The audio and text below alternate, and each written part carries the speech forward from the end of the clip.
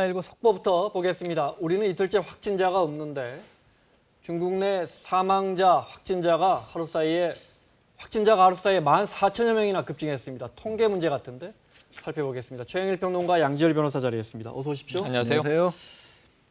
우리는 확진자가 이틀째 없고요. 네. 네. 우리 우한에서 3차로 온 교민들과 그 가족들도 역시 모두 다 음성 판정 났더라고요. 다행히 어제 와서 이제 5명 정도가 발열 증상이 있어서 그 네. 성인 5명하고 이제 자녀 2명까지 7명이 국립중앙의료원에 가서 진료를 받았는데 네. 다행스럽게도 말씀하신 것처럼 음성으로 나와서 다시 이제 그 격리 시설로 합류를 했죠. 네. 자, 그래서 우리는 사흘째 확진자는 28명에 죄송합니다. 28명에 멈춰 있습니다. 7명이 퇴원했다는 사실도 알고 계시죠? 네. 그 중에서 누리꾼들이 가장 모범적인 확진자, 네네. 워낙 그 자기 관리를 잘하고 네. 처음에 신고도 빨리 하고 했던 17번째 확진자가 퇴원하면서 짤막한 소감 밝혔는데, 자, 준비됐으면 들어보겠습니다. 제가 막상 겪어보니까 생각보다 그렇게 엄청 심각한 질병은 아닌 것 같습니다. 초기에 이렇게 잘 대응을 해서 치료를 잘 받으면 이제 뭐 쉽지는 않더라도 그래도 독감의 느낌으로 이제 치료를 금방 끝내서 이제 완쾌해서 퇴원하실 수 있는 이런 병인 것 같습니다. 그리고 지금 현재 아직 나머지 환자분들도 병원에 다 계시는데요. 저와 같이 빨리 회복하셔가지고 다들 퇴원하셨으면 좋겠습니다. 물론 우리가 아직 낙관할 때는 아니지만 네네. 우리가 생각했던 것만큼 무서운 병은 아닌 것 네네. 같다라는 입장인 것 같아요. 확산력은 빠른데 네. 걸렸을 때 사실 위험한 분들은 고령자, 기저질환이 있는 분들이고 네.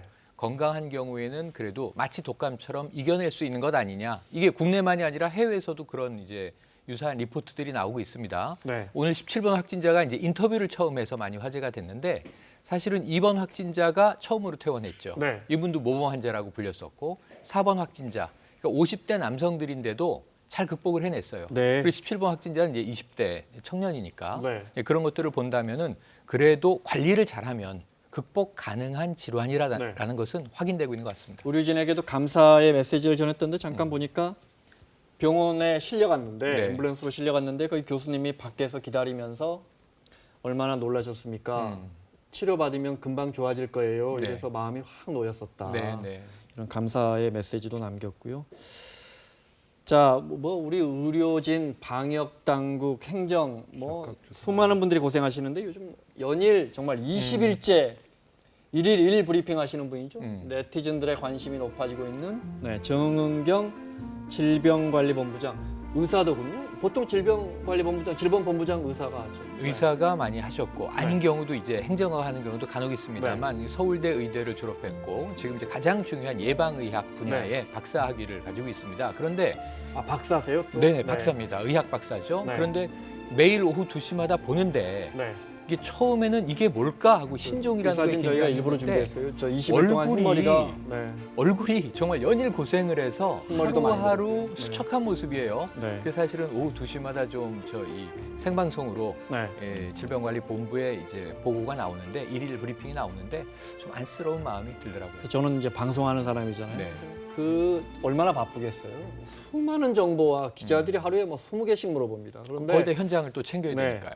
정말 무표정하게 담담하게 그런데 매우 구체적으로 사실을 알기 쉽게 전하고 네. 그리고 기자들이 이 즉각적인 이 질문들을 하는데 네. 또 본인이 모르는 대목이 있을 수 있잖아요. 뒤에 있는 전문가에게 네. 직접 이 팩트를 확인시킵니다. 네. 그런 측면에서는 저는 굉장히 전문가로서 이번에 훌륭한 자세를 우리가 보고 있다 이런 생각이 듭니다. 아직 저희가 예단하기는 물론 이르지만 네. 잘 이번에 정말 이 코로나19 잘 잡으면 또 국민들의 평가가 있겠죠. 그렇죠. 중국 상황 보겠습니다.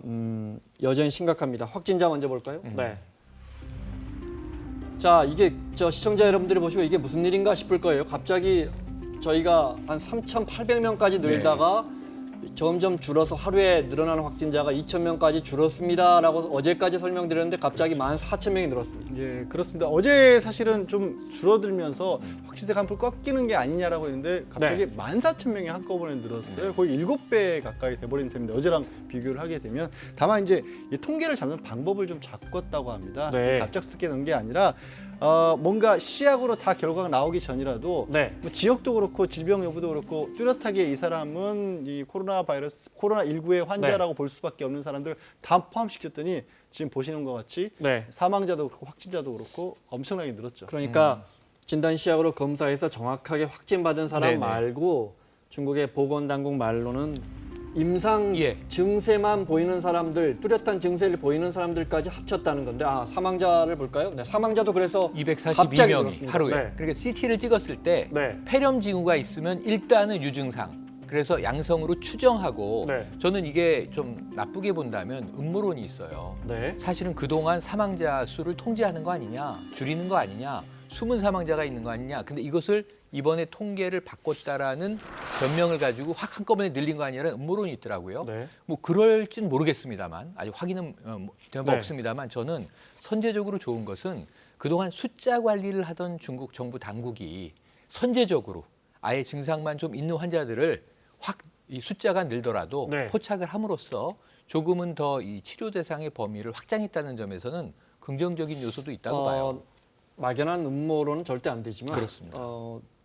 말씀하신 것처럼 갑자기 숨겨져 있던 환자들이 통계에 잡혔단 말이죠. 네. 그런데 공교롭게 후베이성과 그 가장 큰 도시가 우한이잖아요. 그렇습니다. 그 서기장이 바뀌었다는 거 아니에요? 당 경질됐죠. 서기가 바뀌었다는 거 아니에요? 경질됐습니다. 네.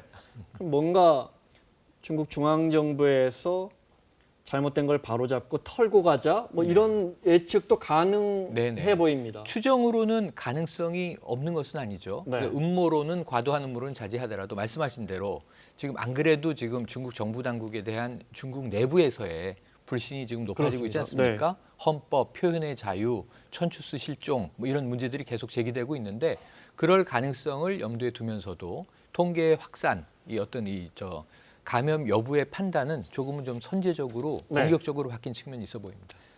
일본 보겠습니다. 요코하마에 있는 크루즈 신문들이 오늘 뭐 공포의 크루즈라는 제목을 네. 썼던데 저희는 그렇게는 안 쓰고요. 네.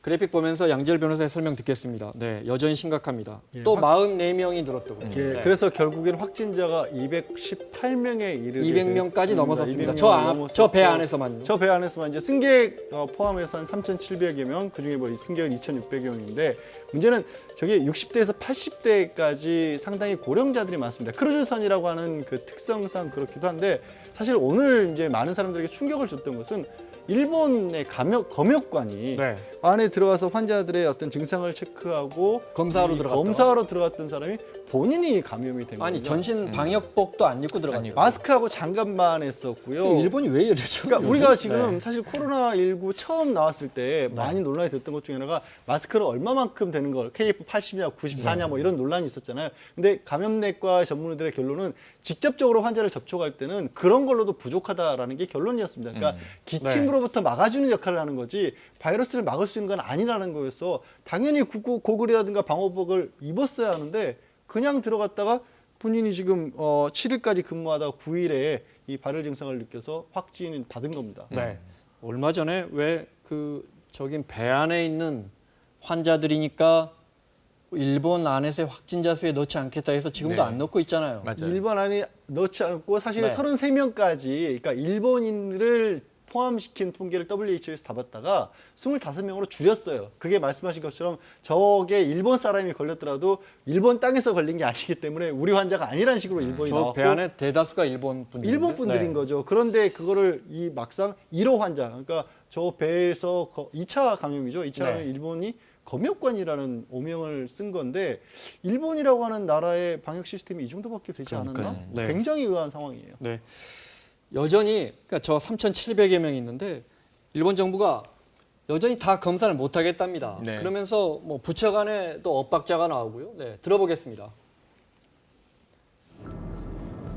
지난 10일 후생노동상은 전수조사를 통해서 하선자를 가려내고 그 사람들이 배에서 내릴 때 한 번 더 검사하겠습니다 그랬어요. 出る時にももう一度チェックをすべきではないかという声もいろいろいただいておりますので、私どもとしてはそういう声も受け止めながら 근데 바로 같은 날 관방장관은 전수조사가 어렵다고 또 말하죠. 症状の出ている方、熱の高いとかですね、あるいは高齢の方、そうした方を中心にですね、先行してそうした対応策を取って検査を行っていきたい、こういうふうに思っています。 비난 여론이 커지자 아베 총리가 검사 능력을 좀 높여보겠습니다 이렇게 밝혔는데요. 現状では1日最大300件程度の検査能力であるところ、1000件を超える検査能力を確保できる予定です。 자 여기까지 우리로 따지면 뭐 복지부하고 행안부 장관이 그렇죠. 서로 의견이 안 맞는 이런 상황에서 네. 근데 왜 그러느냐가 네. 문제인데 7월 24일에 도쿄 올림픽인데 네. 지금 먹구름이 끼고 있는 상황 아닙니까? 하나는 후쿠시마 이 원전 오염수 방출 문제도 있는 거고요. 네. 그것도 걱정이었는데 여기 더해서 크루즈. 근데 이게 확진자 숫자의 문제가 아니고 지금 감염자 수만 관리하고 있다. 네. 그래서 배에서 일본 육지를 못 밟게 하고 있다 이런 얘기가 나오는데 네.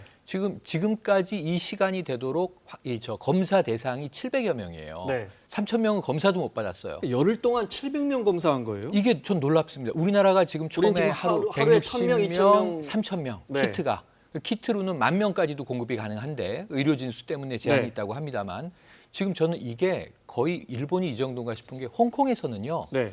똑같이 3,600명이 탑승한 유람선이 이제 정박했는데 월드드림이라는 배 하루 만에 검사를 하고 다 하선시켰습니다. 음성 판정 난 다- 분들은 예. 다 하선시켰습니다. 이 양성이면 네. 격리 이제 네. 치료 들어가는 거니까요. 또 이 유랑 지금 크루즈가 몇 척이 있는데 네. 또 웨스터댐이라고 하는 배는 캄보디아에서 훈센 총리가 이 질환 대수롭지 않다라고 하면서 이 어느 나라도 받아주지 않으니까 캄보디아로 오세요 해서 네. 해변에 가도 좋습니다. 지금 하선이 되고 있거든요. 네. 지금 유일하게 요코하마만 이렇게 하고 있는데 이거 방역 능력의 문제도 있지만 저는 처리하는 방식이 지금 아베 정부가 심각하다. 아베 이런 정부 생각이 머릿속에 올림픽이 들어있는 네. 거죠. 올림픽이 올림픽이 들어있고 들어있고. 저기 감염된 환자분들이 다 일본에 들어와서 일본 네. 환자로 포함이 돼서 물론 지금 숫자가 저 늘어나는 감염 거. 확진이 되면 밖에 나와서 치료를 하고 그럼요. 받고 있지만 데려 나옵니다. 그것이 확산되는 것이 그것이 이제 상당히 신경이 문제가 쓰일 되는 거예요. 거죠. 그래서 이제 숫자 관리만 한다는 얘기가 나오고 있고 네. 사실 근데 아까 제가 이제 일본의 방역 시스템의 문제를 말씀을 드린 게 실제로도 그러니까 470명 정도밖에는 검사를 못한 이유 중에 700명 가량 못한 이유 중에 하나도 네. 하루에 검사할 수 있는 역량이 그 정도밖에 안 된다라는 거예요. 그러니까 일본 내부에서도 의심 환자들을 검사를 해야 되는데 네. 배에 모든 역량을 집중시킬 수가 없는데 대표적인 게 방역 키트, 그러니까 검사 키트 같은 게 범용화가 안 돼 있어서 이게 소수의 샘플만 가지고 검사를 할 수밖에 없는 상황이라는 건데 네. 그게 도대체 이해가 안 간다는 거죠. 우리가 알고 있었던 일본이 맞나 싶을 성우의 상황이에요. 네. 그러니까요. 참. 자, 이 문제가 시작된 지 지금 20일이 넘고 있는데 맞습니다.